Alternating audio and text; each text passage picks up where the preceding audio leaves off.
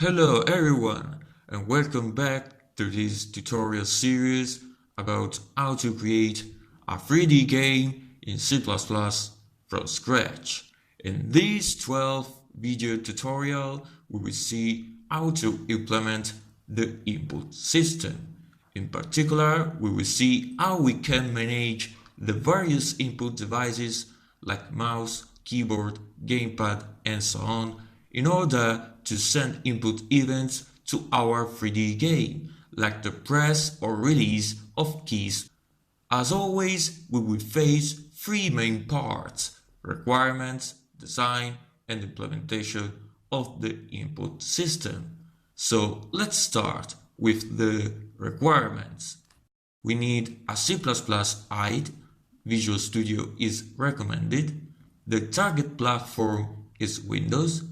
We also need DirectX 11 SDK, and last but not least, a bit of knowledge of C++ programming language is recommended. Now we can start the design part. First of all, what is an input system? Like graphics engine, input system is a component or subsystem of the game engine, and its main purpose is to manage all the various input devices like mouse, keyboard, gamepad, etc. in order to retrieve and send their input events to external systems, like for example our game. Very well, but how the input system can retrieve these events from such devices?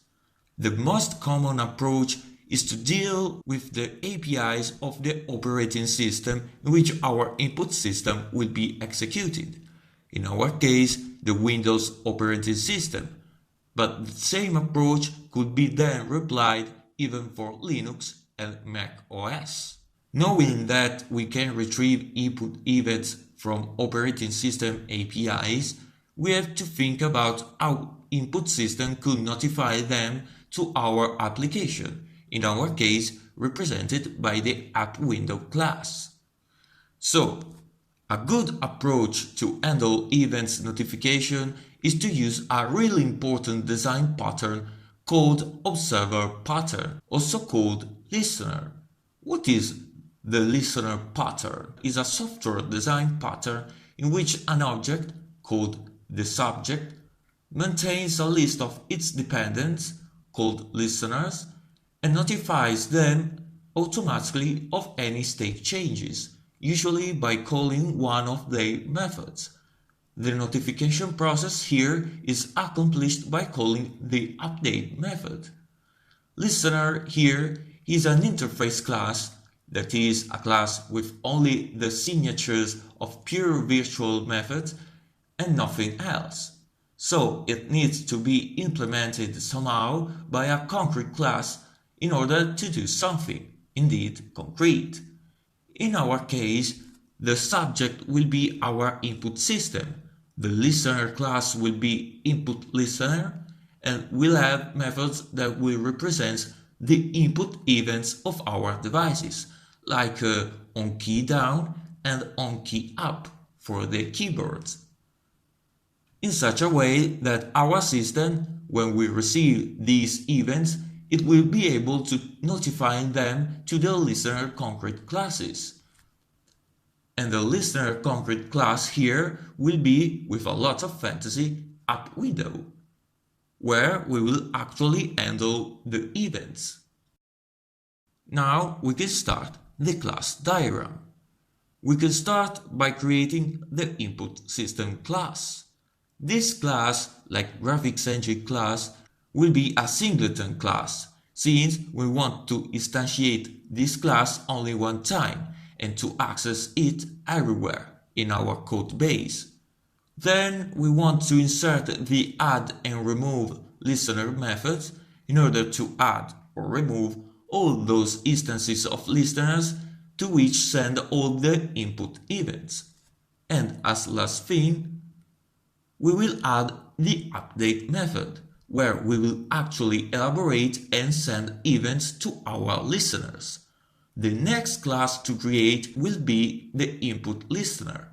There will be an interface class in which we will add two pure virtual methods, onKeyDown and onKeyUp, in order to handle the keyboard input events. In the end, we will make inherit input listener to app window. In this way, we will be able to catch all the keyboard events through it, and we will be able to rotate our 3D cube. At the end, our input system will be like in this image, and the general class diagram like this. Good. Now it's the implementation time. As first thing, let's add a new filter, and let's call it input system.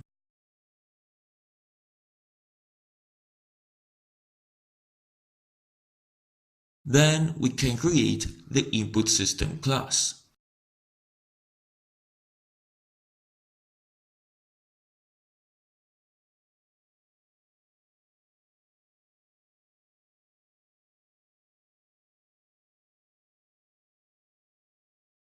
Since input system is a singleton class, let's add the getStatic method that will return a pointer to an only instance of this class.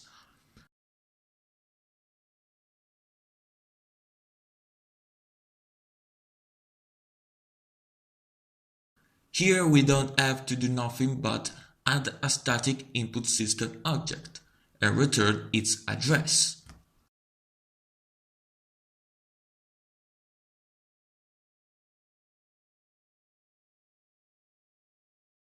The next method to implement is addListener, but as we have already seen in the introduction, we need another class in order to go forward. This class is InputListenerInterface, so let's create it. Now we will create only an header file instead of a complete class.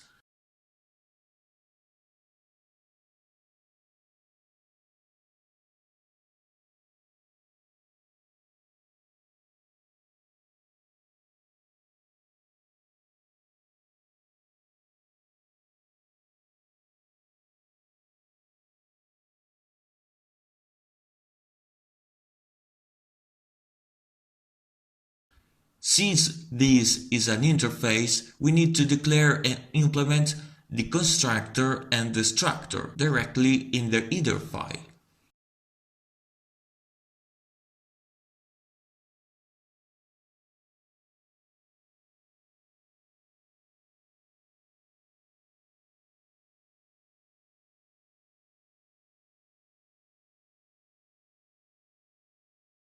And then let's add the pure virtual methods, onKeyDown and onKeyUp.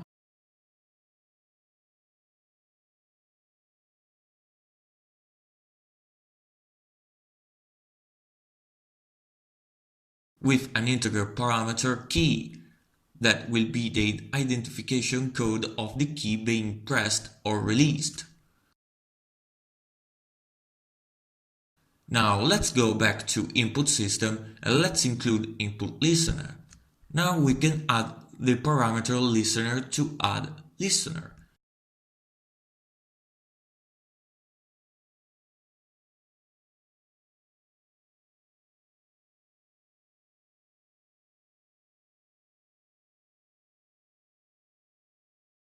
And create even remove listener.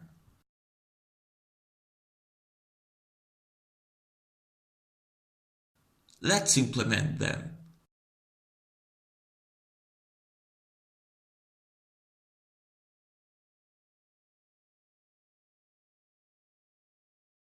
In order to add listeners to our input system, we need a container. A good one can be the map container. Let's include it.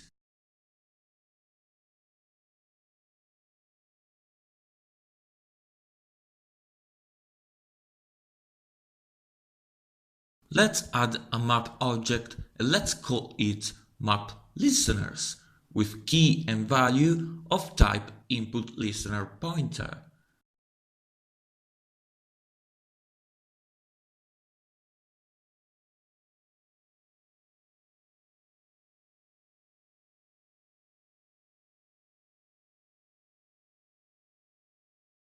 Let's return to the implementation and let's add the listener pointer to our just created map by using the method insert.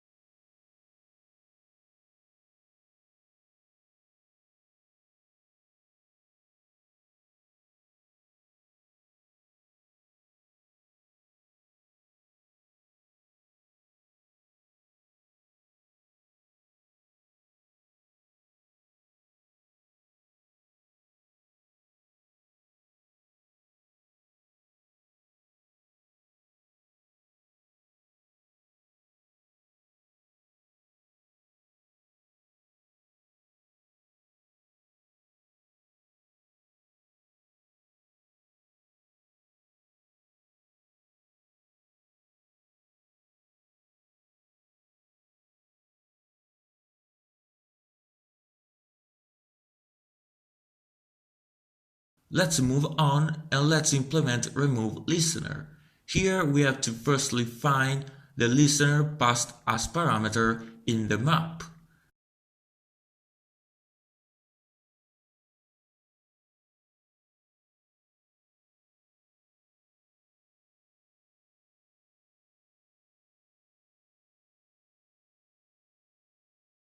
Then, if we have found it, we can remove it.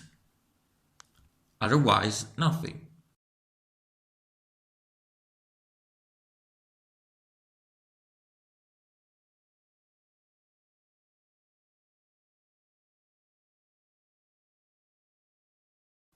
Good.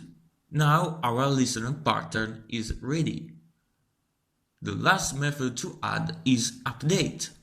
As we have just seen in the introduction, here we have to get the input events from our devices.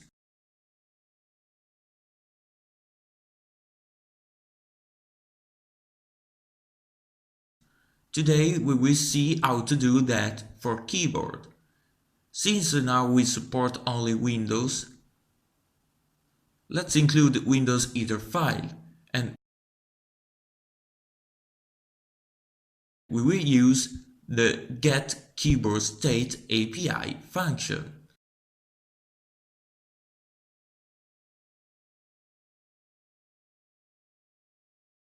This function allows us to retrieve the entire sequence of states of each key of the keyboard. To do that, the function needs a pointer to an array of 256 unsigned char values or byte values. So let's start to add it to input system. We will call it case state.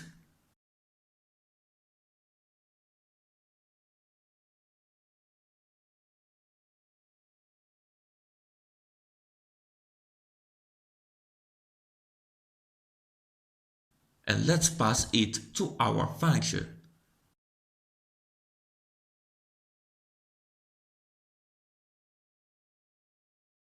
Now, if the things go well, we need to check the state of each key one by one. So let's make a for loop that goes from 0 to 255.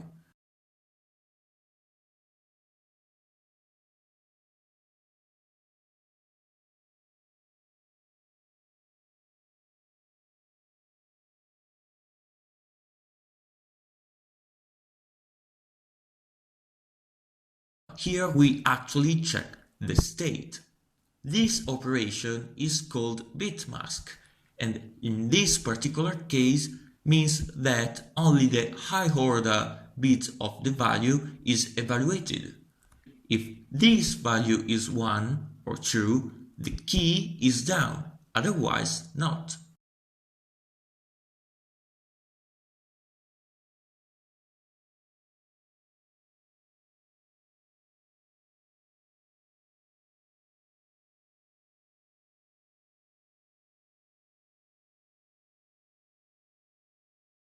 If the key is down, we need to loop our map listeners and notify each listener that the I key is pressed by calling on key down.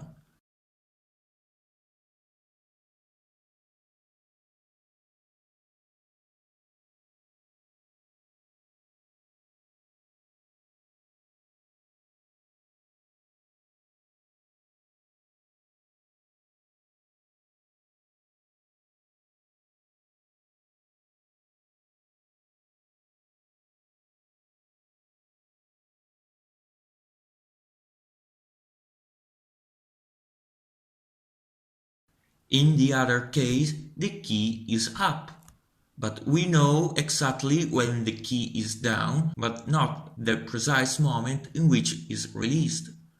To resolve this problem, an approach can be to store all the keys' state after the for loop in a suitable array,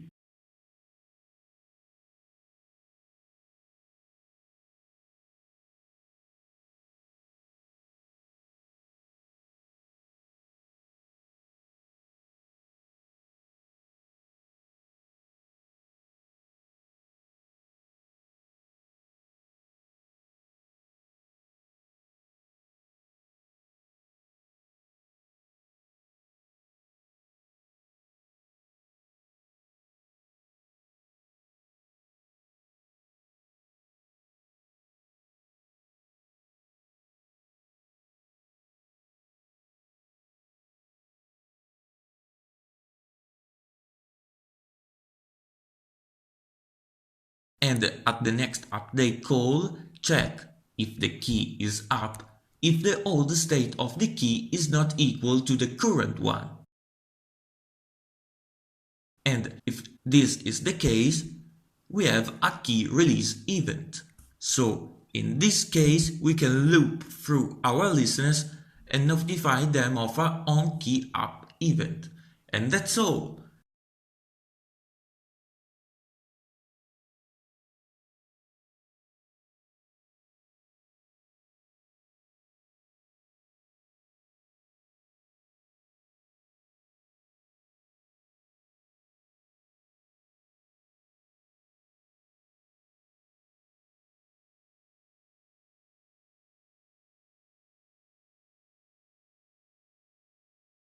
Now we can go to App window and include input listener class.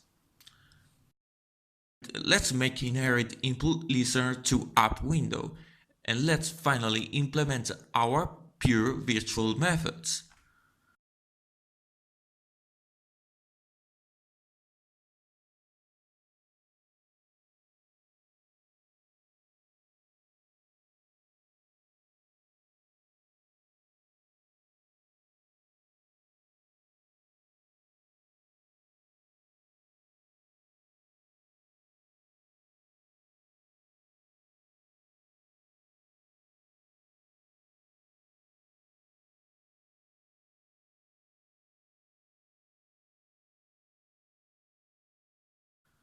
Very good. In the C++ file, let's include input system header file.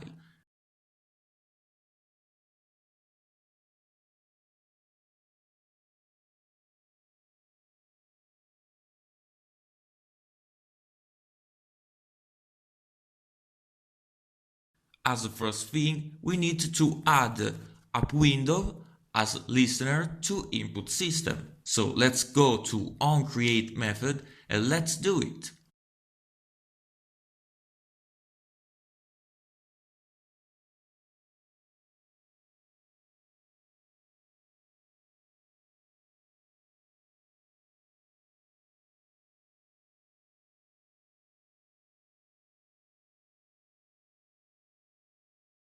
Then in onUpdate method, let's call from input system the update function.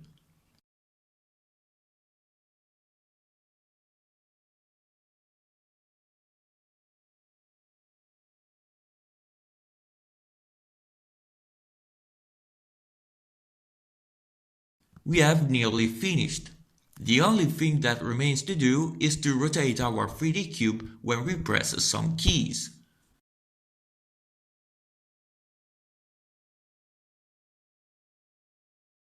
So in update quote position function, we use delta scale as rotation.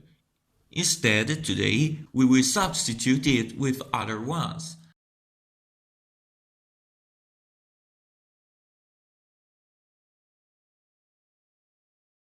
Let's add two attributes, rotation x and rotation y, and let's initialize them with 0.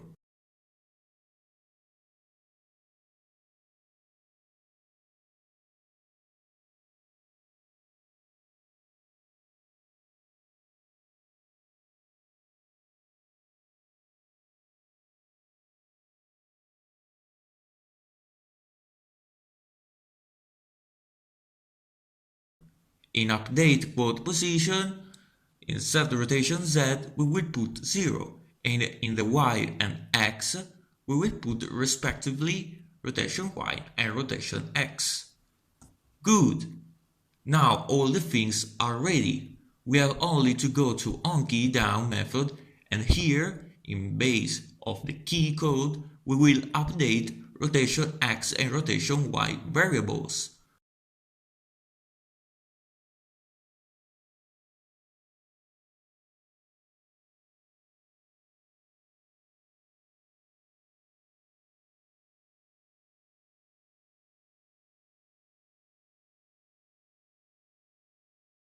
Always remember to multiply the value with delta time. In this way, the rotation will be always synchronized with the rendering time.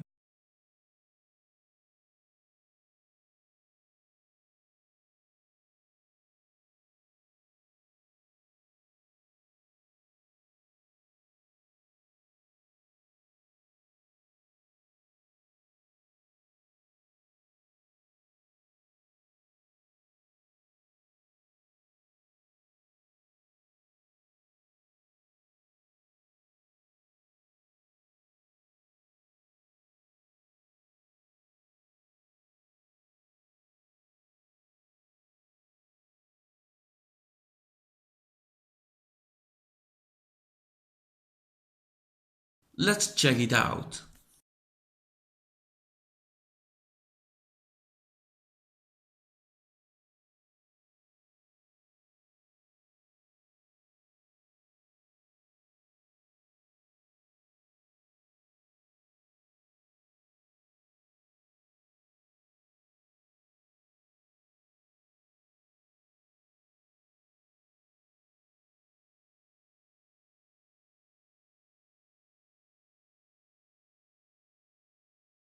Let's speed it up a bit.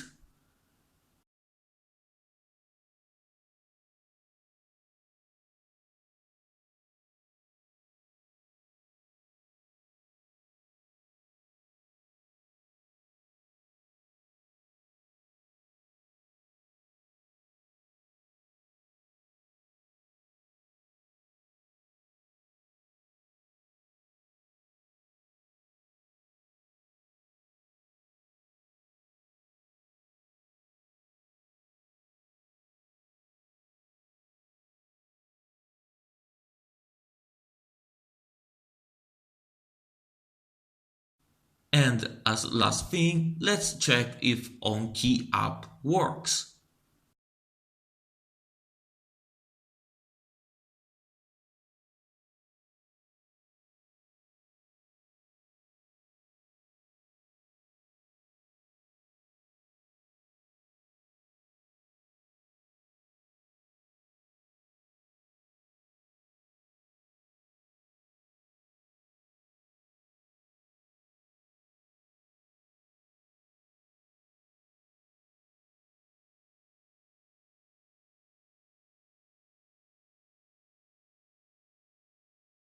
And that's all for now, folks. Today we have seen the creation of input system and the management of keyboard input events. The next time we will talk about the management of mouse input events. I hope you enjoyed this video. See you soon. Thanks for watching.